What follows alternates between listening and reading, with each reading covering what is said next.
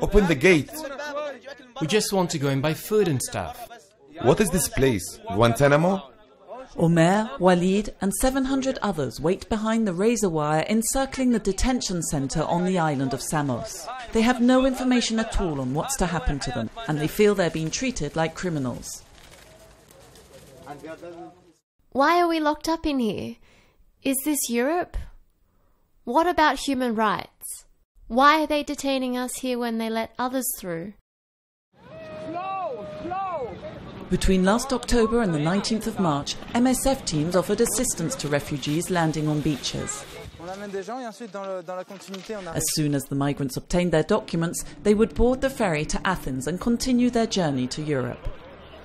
But now that the registration centres on islands in the Aegean Sea have been turned into detention centres from where people are deported back to Turkey, MSF and numerous volunteers and aid organisations have decided to withdraw their assistance. The decision to suspend our work in Samos was really tough, a really big decision. We are aware that what MSF is doing on the island isn't enough, but we refuse to do more because we don't want to have anything to do with sending migrants back to Turkey. These Syrians consider themselves lucky as they arrived just before March the 20th. They've been given the documents allowing them to continue their journey. But to where? When they disembark in Athens, they will end up among the 5,000 people already camping in squalor at the port. The food is really bad. The water too. It's toilet water, not drinking water. And people keep getting sick because of it. We're treated like animals here with this food they give us. The Greek authorities are trying to transfer the migrants to camps, but most of them, uncertain of the reception they'll get or fearful of being deported, are refusing to board the buses. Mid-March, the authorities managed to get around 1,500 people to move to a camp not far from the Albanian border. 2 weeks on, these families, some with very young babies, are living in tents pitched on stony ground while temperatures drop close to zero at night. The situation here is not good, but we have no other choice. We will have to stay till we get some help and to reach our relatives. There is nowhere for us to go. We've been homeless for too long. We've had enough frustration and humiliation. We fled Daesh. The situation is even worse in Idomeni, where several thousand people wait in front of the razor wire fence. But the Macedonian border remains firmly closed. 60% of the people that are stuck today in Greece are women and children, and more than 90% of these people have a clear refugee status. They really come from war-torn places. This is a failure of Greece, but a failure of Europe to collectively respond to a problem. What we call the refugee crisis, we want to object to that. I want to object to that. The problem is that we have failed to receive them. The problem is that we wanted to make their lives as difficult as possible. Over 50,000 refugees are trapped in Greece. Their only alternative, at least for the time being, is to apply for asylum. But they're well aware that it's impossible for the country to process all the applications and adequately accommodate everyone.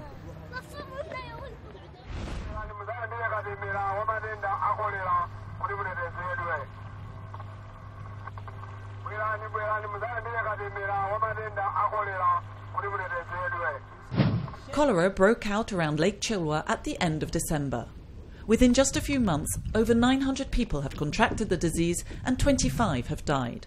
Worst affected are the 6,000 fishermen living in floating houses in the middle of this huge expanse of water. This boat is ferrying a vaccination team. It takes hours to get to the different groups of fishermen. They are living in risky area. They don't have toilets. They use the same water as their toilets, and they also use the same water as their source of water, drinking water. Most of the patients that are treated in the health facilities along the beaches, most of them they are coming from the fishing camps. MSF decided to adopt a new strategy adapted to these fishermen who move around constantly. They're administered the first dose of vaccine when it's distributed, and 2 weeks later they give themselves the second dose. People living on the lake's shores are also susceptible to the disease, so they've been given the vaccine as well. The teams have now immunised a total of 80,000 people. Along with the vaccine, MSF distributes individual water filters so that the fishermen have access to clean water, which protects them against cholera.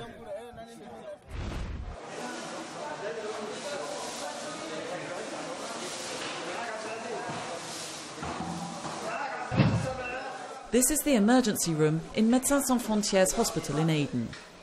Last July, the city was the scene of heavy fighting between the Houthis and the Saudi-led coalition, and the hospital was just a few hundred metres from the front line.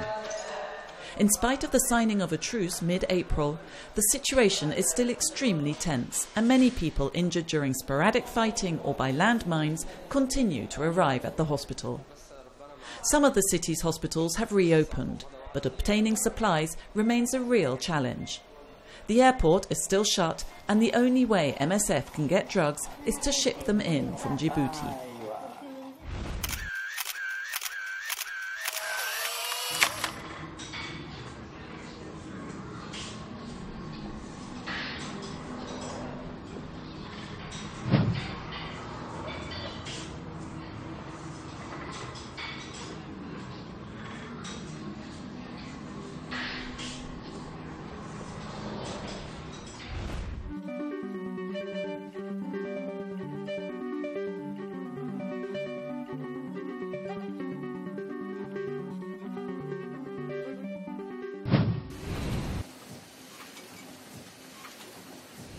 In recent years, the world has been described as an increasingly hostile place for humanitarian aid workers. Kidnappings, violence, assassinations, the risks appear to be constantly rising. Using a variety of methodologies, several studies on different periods have attempted to quantify the phenomenon. All these studies arrive at the same conclusion: deliberate attacks against aid workers are increasing.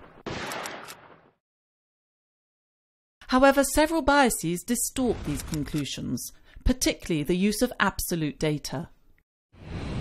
According to the Aid Worker Security Database, the number of aid workers killed, injured or kidnapped increased fourfold between 1997 and 2013. But in proportion to the total number of aid personnel, victim numbers remain stable for the same period, fluctuating between 40 and 60 per 10,000 between 1997 and 2013. So aid workers are exposed to no more danger than before. Certain regions have always been more dangerous than others. For example, the Great Lakes region and the Horn of Africa between 1985 and 1998. Nowadays, it's Somalia, Afghanistan, Syria and both Sudans. But even in these countries, sweeping generalisations are problematic, as annual homicide rates vary from 9 per 100,000 in Sudan and Afghanistan to 58 per 100,000 in Somalia. To conclude that there is intent, in these areas at least, to target humanitarian aid requires comparing violence committed against aid workers with that committed against the civilian population in general. To date, nothing proves that aid workers are the targets of generalised or specific violence, or that violence has increased. However, it is clear that the number of aid workers exposed to danger is growing. During the Cold War, delivery of humanitarian aid was usually confined to the fringes of hostilities, refugee camps for example, whereas now it is increasingly delivered right at the heart of conflict. And those delivering it are far greater in number. For example, the number of Médecins Sans Frontières staff has increased threefold since 1998. In Syria, MSF is providing support to 70 medical facilities, so inevitably the risk of becoming a target has increased accordingly.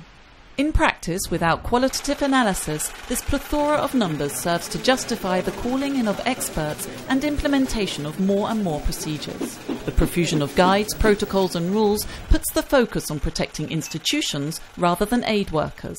Security regulations are no longer based on experience garnered in the field, but rather on a management approach designed to protect employers from legal redress. With employment contracts growing from 1 to a dozen pages in just a few years, MSF has not been immune to the trend. This victimisation of aid workers serves a second purpose. It transforms them into martyrs whose protection takes priority over that of the very civilian populations they are supposed to be helping.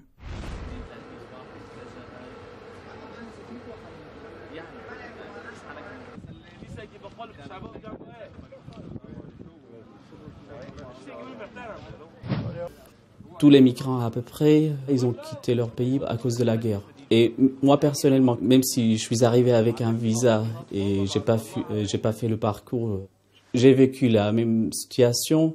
C'était très facile de les comprendre, de comprendre pourquoi ils sont tristes, pourquoi ils sont fâchés, pourquoi ils sont venus ici. Ça a aidé beaucoup les migrants d'avoir confiance en nous, à MSF. C'est pas seulement les gens qui viennent pour la consultation. C'était des gens qui cherchaient d'être rassurés. Et c'était notre rôle au début comme traducteur. Même par exemple, moi je parle arabe, je parle pas farsi ou je parle pas pachtou. Mais c'était très important d'utiliser d'autres langages, comme d'être toujours souriant, serrer la main, taper sur l'épaule s'il est fatigué, de transmettre le message sans parler. Je vois des jeunes comme ça qui, normalement, qui devaient être à l'école, au lycée, à l'université, qu'ils ont tout perdu dans leur pays. Ils cherchent l'espoir, ils cherchent leur famille ou leurs frères qui sont en Angleterre, ils cherchent la sécurité. Et c'est très important pour nous, à MSF à Calais, de leur dire qu'on est là. Si vous êtes malade, si vous avez besoin de parler, si vous avez même besoin d'être au chaud, il y a pas mal de gens qui venaient chez nous, c'est pas parce qu'ils étaient malades. Mais on le comprend. Il est là vraiment parce qu'il cherchait quelque chose. Et je suis très très content qu'il le trouvait chez nous. Je ne crois pas que je vais oublier ça. Je ne vais jamais oublier qu'il y a des gens qui souffrent vraiment. Ce soir, je vais rentrer chez ma famille. Je serai chez moi. Je vais prendre ma douche. Je serai dans mon lit. Avant, c'était normal. Mais maintenant, c'est complètement différent.